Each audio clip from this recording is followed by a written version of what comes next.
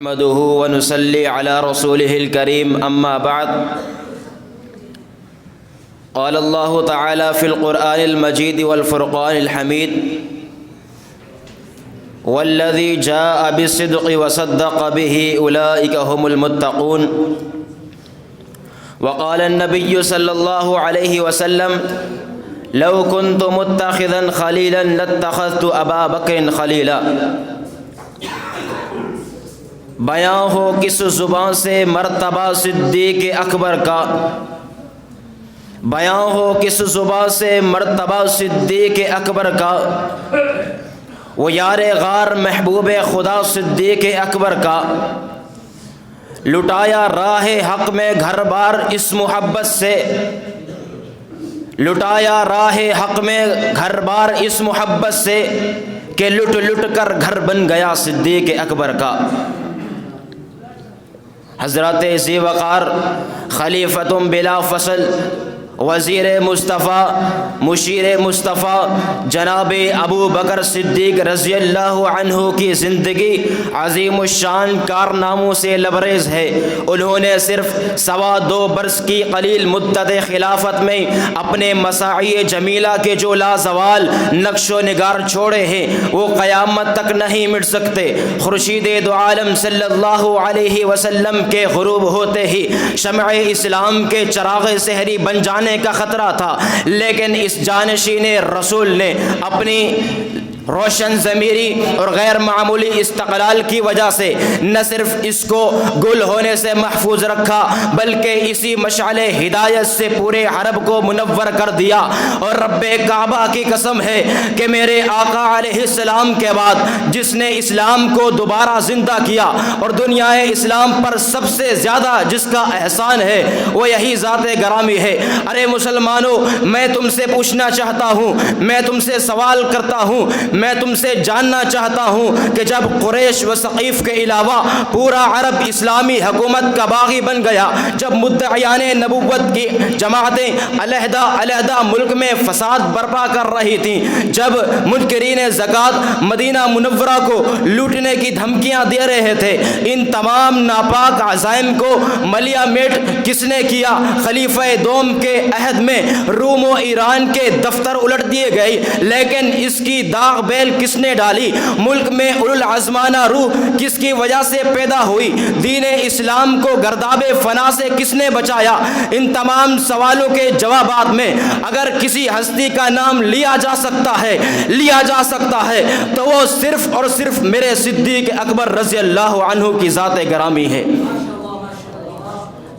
حضرات گرامی، میری بات ذرا غور سے سنیے گا۔ میرے صدیق اکبر رضی اللہ عنہ کی خلافت میں ملکی نظم و نسق، تعزیر و حدود، فوجی نظام، بدعات کا سد باب، خدمت حدیث، اشاعت اسلام، مدعیان نبوت کا قلع قمع، مرتدین کی سرکوبی، منکرین زکوٰۃ کی سرکوبی اور جمع و ترتیب جیسے عظیم الشان کارنامے سر انجام پائے۔ وہ صدیق اکبر رضی اللہ عنہ کہ جن کی صداقت کی گواہی خود رب کا قرآن دیتا ہے، اعلان کیا جاتا ہے والذی جاء بالصدق وصدق به اولئک هم المتقون۔ وہ صدیق اکبر رضی اللہ عنہ کہ جن کے بارے میں سرور کائنات صلی اللہ علیہ وسلم نے ارشاد فرمایا تھا لو كنت متخذا خلیلا لاتخذت ابا بکر خلیلا۔ وہ صدیق اکبر رضی اللہ عنہ کہ جن کے بارے میں شافع محشر صلی اللہ علیہ وسلم نے ارشاد فرمایا تھا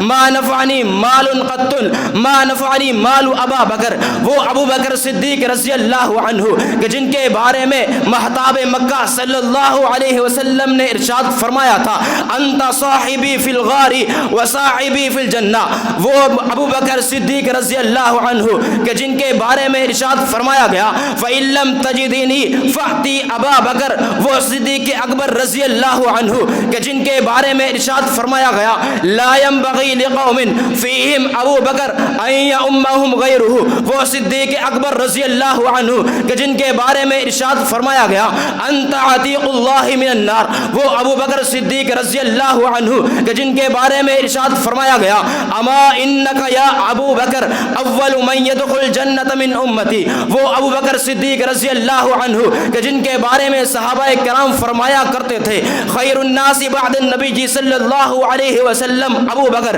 وہ صدیق اکبر رضی اللہ عنہ کہ جن کے بارے میں فاروق اعظم رضی اللہ عنہ فرمایا کرتے تھے ابو بکر سیدنا و خیرنا و احبنا الی رسول اللہ، وہ صدیق اکبر رضی اللہ عنہ کہ جن کے بارے میں فاروق اعظم رضی اللہ عنہ فرمایا کرتے تھے لا اسبقہ الی شیء ابدا، وہ صدیق اکبر رضی اللہ عنہ کہ جن کے متعلق ابن عمر رضی اللہ عنہ فرمایا کرتے تھے افضل امت النبی صلی اللہ علیہ وسلم بعدہ ابو بکر۔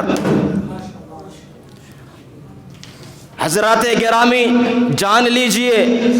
کہ میرے ابو بکر صدیق کا مقام کتنا اعلیٰ ہے، میرے ابو بکر صدیق کی شان کتنی بلند ہے، میرے ابو بکر صدیق کا مرتبہ کتنا اعلیٰ ہے۔ حضرات گرامی ذرا غور سے سنیے گا، میرے صدیق اکبر رضی اللہ عنہ فطرتاً اخلاق حمیدہ کے ساتھ متصف تھے۔ ایام جاہلیت میں جبکہ عرب کا بچہ مست شراب تھا، کذب و افطرا اور فسق و فجور عالمگیر تھا، تب بھی ان کا دامن ان دھبوں سے آلودہ نہیں ہوا، اور جب شرف ایمان نصیب ہوا تو میرے آقا علیہ السلام کی صحبت نے ان اوصاف کو اور بھی چمکا دیا۔ تو پھر میں کیوں نہ کہوں مقام قرب ہے کیسا میرے صدیق اکبر کا، نبی کے ساتھ ہے روزہ میرے صدیق اکبر کا، جب خلفائے مصطفیٰ بننے کی باری آئی تو نمبر پہلا ہی آیا میرے صدیق اکبر کا۔ وہ یار غار ہے محبوب خدا ہے ہر صحابی سے، مقدر ہے جدا گانا میرے صدیق اکبر کا۔ قرآن پاک الاتقا سے ان کو یاد کرتا ہے، مثالی کیوں نہ ہو تقویٰ میرے صدیق اکبر کا۔ رسول اللہ نے معراج کی تصدیق کرنے پر لقب صدیق رکھا تھا میرے صدیق اکبر کا۔ ارے مبارک ہو عمران کہ تو نے بھی محبت سے کیا اشعار میں چرچا میرے صدیق اکبر کا۔ وآخر دعوانا الحمدللہ رب العالمین، السلام علیکم۔ ان کے بعد